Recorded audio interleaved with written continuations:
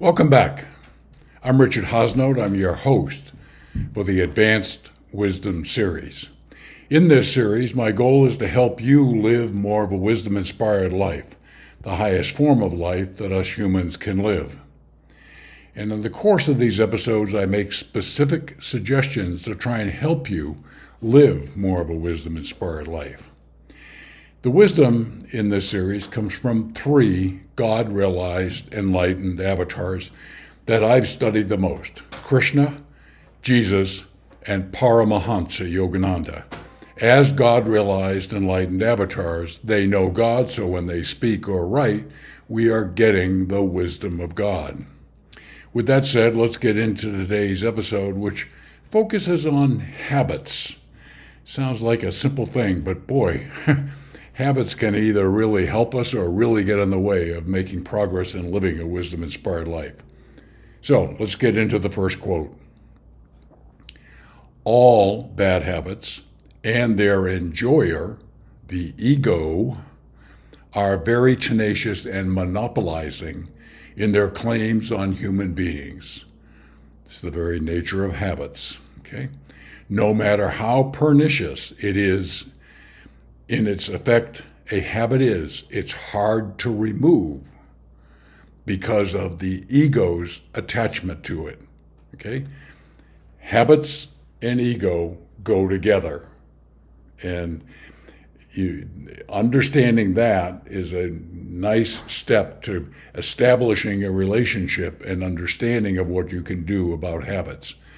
Habits, there are good and there are bad habits. The bad habits continue leading us to make choices that hurt us and hurt others.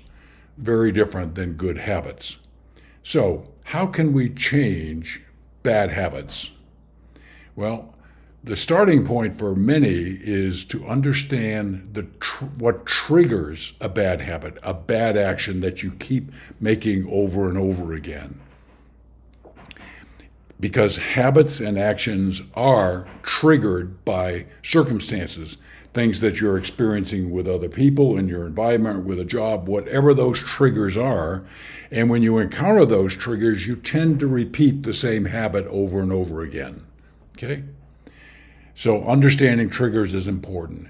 The second thing is, as you try to change bad habits, and this may sound a bit unexpected, but it's really important, and that is to be patient on the one hand and persistent on the other hand.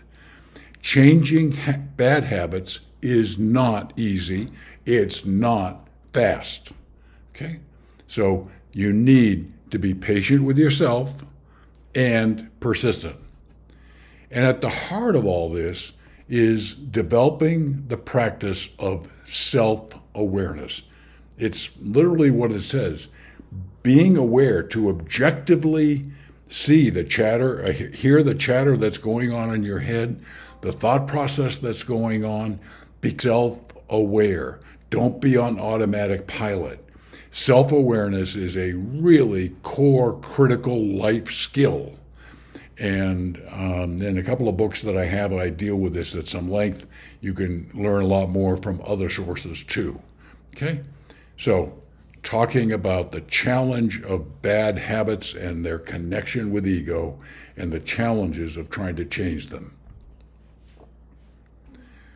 Let's get into the next quote.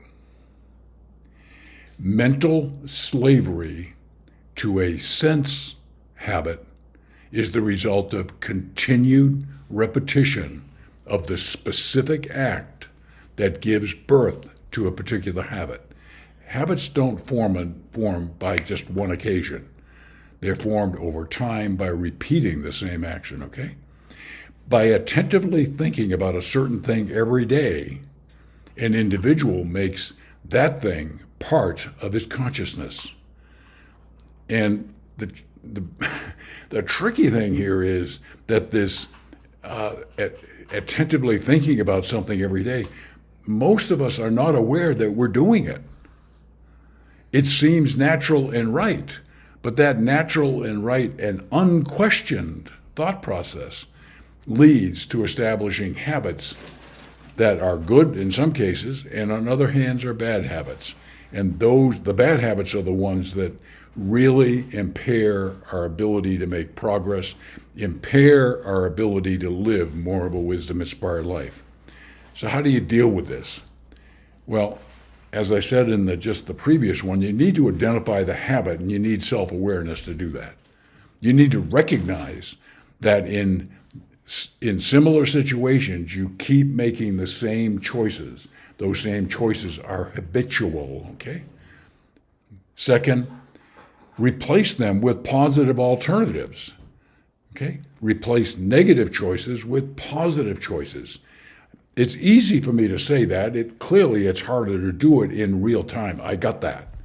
But if you don't start by saying, I don't want to choose that action like I've been doing I want a new one.